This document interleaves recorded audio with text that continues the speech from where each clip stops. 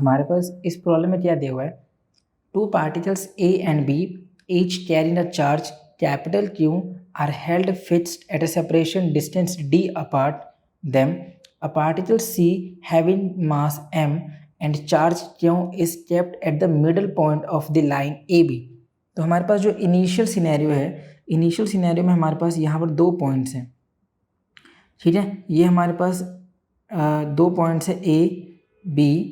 ए और B points पर जो चार्जेस प्लेस्ड हैं वो है कैपिटल Q दोनों पर ही। इन दोनों के बीच में जो सेपरेशन डिस्टेंस है वो है d, ठीक है। इन दोनों के बीच में जो सेपरेशन डिस्टेंस है वो क्या है d। अब ये बता रहे हैं कि इस लाइन ए बी के सेंटर पे मिड वैल्यू पे यहाँ कहीं पे एक सी पॉइंट है, ठीक है। ये सी पॉइंट है हमारे पास, और इस सी पॉइंट के बारे में ये बता रहे हैं कि इसके जो चार्ज प्लेस्ड है वो है Q चार्ज, और इस चार्ज का जो मास है वो है m, ठीक है। फिर हमें बताया जा रहा है फर्स्ट पार्ट में, फर्स्ट पार्ट में हमें क्या पूछ रहे हैं, if it is displaced through a distance h perpendicular to A B what would be the electric force experienced by it. तो यहाँ पर ये बोल रहे हैं इस सी पॉइंट को अगर मैं परपेंडिकुलर ए बी से परपेंडिकुलर कितनी दूरी पे h डिस्टेंस पे प्लेस कर देता हूँ, ये नीचे भी हो सकता है ये ऊपर भी हो सकता है, ठीक है, उसमें कोई प्रॉब्लम नहीं है।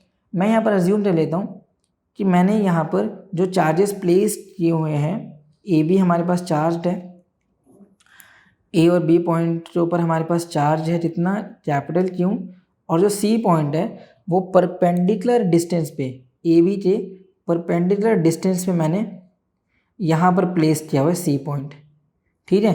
और इस सी पॉइंट पे जो चार्ज है वो है स्मॉल q, ठीक है। तो वो इन दोनों के बीच में डिस्टेंस दिया हुआ है मेरे पास, कितना दिया हुआ है h, ठीक है। और ये सेपरेशन डिस्टेंस हमारे पास कितना है d है नेट। तो ये परपेंडिकुलर डिस्टेंस पे है, मतलब यहाँ से ले रहे यहाँ तक की लेंथ मेरे पास d/2 है, सेम यहाँ से ले रहे यहाँ तक की लेंथ भी मेरे पास d/2 है, ठीक है। तो अब पूछ रहे इस सी पॉइंट पे कितना ज़्यादा फोर्स एक्सपीरियंस्ड होने वाला है, ठीक है। सो देखो ये जो प्रीवियस प्रॉब्लम हमने सॉल्व किया था ये सेम वैसे ही है। इस चार्ज की वजह से हम जानते हैं क्योंकि इसका चार्ज भी कैपिटल Q है, इस पे स्मॉल q है, ये वाला डिस्टेंस पाइथागोरस थ्योरम के हिसाब से सेम आ जाता है, ठीक है। तो मैग्नीट्यूड ऑफ फोर्सेस तो दोनों के लिए सेम आने वाली है। इसकी वजह से इस तरफ फोर्स है, इसकी वजह से हमारे पास इस तरफ फोर्स है।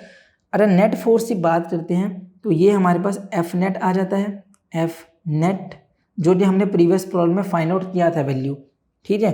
अगर मैं अज्यूम कर लेता हूँ कि ये वाला एंगल मेरे पास थीटा है, तो ये वाला एंगल भी मेरे पास थीटा जरा, ये दोनों की साइड मेरे पास सेम आनी चाहिए, जो साइड ए बी की है वही साइड हमारे पास ए सी की है, सॉरी जो साइड हमारे पास ए सी की है वही साइड मेरे पास बी सी की है। तो यहाँ पर मुझे बी सी यूज़ करना है, बी सी और ए सी, ठीक है। तो इन दोनों की साइड यहाँ पर लेंथ सेम है, इन दोनों की वजह से जो फोर्सेस आ रही है वो भी सेम मैग्नीट्यूड की है, तो मान लेते हैं एफ है, ये भी एफ है। प्रीवियस प्रॉब्लम में भी ऐसा ही था। अब क्योंकि यहाँ पर थीटा है तो ये वाला एंगल भी थीटा है अपने पास, ये भी सेम। अब हम सब जानते हैं यहाँ पर कि इस फोर्स के दोनों ही फोर्सेस के 2 कंपोनेंट है, इस डायरेक्शन में क्या है एफ साइन थीटा, ठीक है, इस डायरेक्शन में क्या है एफ साइन थीटा, ठीक है। अब ये दोनों ही फोर्सेस आपस में कैंसिल आउट हो रही हैं, पर इस डायरेक्शन की बात करें एफ नेट की तरफ तो इसकी वजह से दूसरा कंपोनेंट एफ क्रॉस थीटा, इधर भी सेम। तो जो एफ नेट है अपने पास वो है 2 times of F cross theta. Previous problem में भी यही आ रहा था अपने पास, ठीक है। इसे सॉल्व कर सकते हैं। तो मैं यहाँ पर डायरेक्टली रिजल्ट बता देता हूँ क्योंकि हमने इसे सॉल्व कर दिया था प्रीवियस प्रॉब्लम में ही। तो ये जो लेंथ है अपने पास, इस लेंथ की बात कर लेते हैं। तो ये कितना आया था पाइथागोरस के हिसाब से d²/4 h²d²/4 आया था, ठीक है, प्लस में ये रिजल्ट में आ गया था। तो ये जो लेंथ आया था मेरे पास ये कितना आया था, सॉरी फोर्स कितना आया था मेरे पास, जो एफ नेट आया था अपने पास उसकी वैल्यू था, तो ये जो एफ नेट आया था वो था 2k small q capital Q distance h।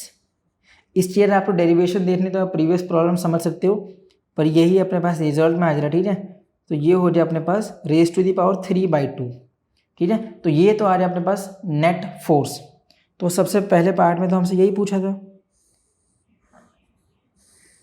अब जो इसका बी पार्ट है इसमें हमसे क्या पूछना है?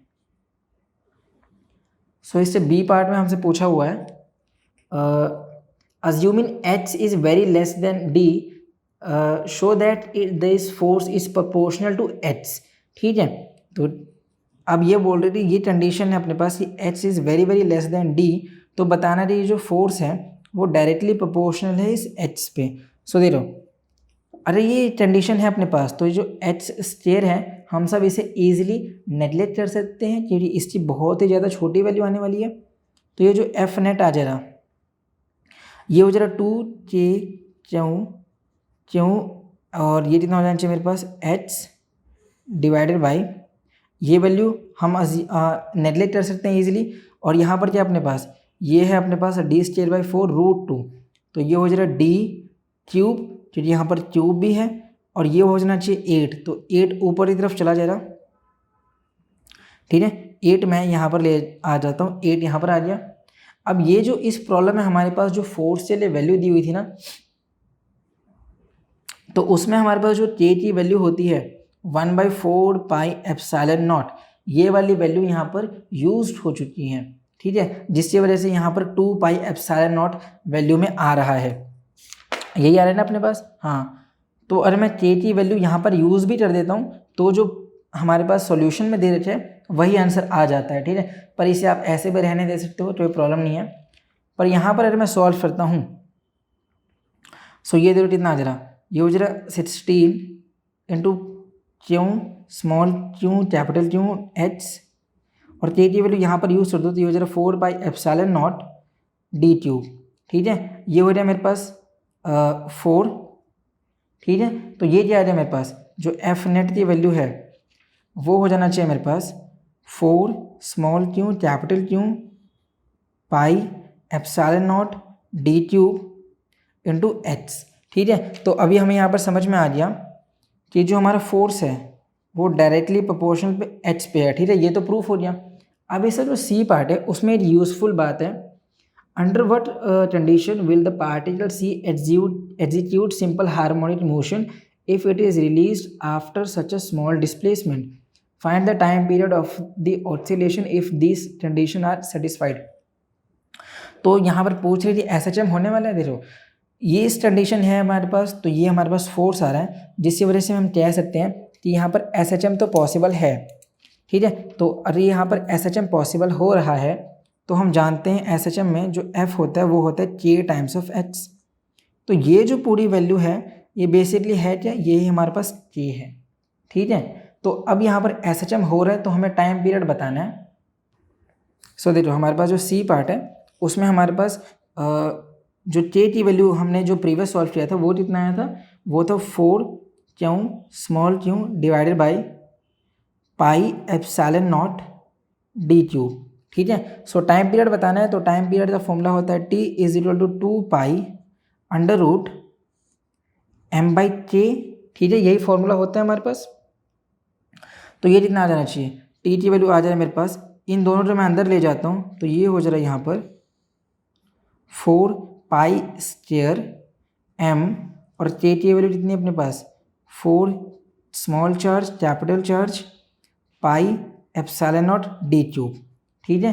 तो ये कितना रिजल्ट आ गया, 4 से 4 कैंसिल हो जाएगा, ये बच जाना चाहिए मेरे पास π³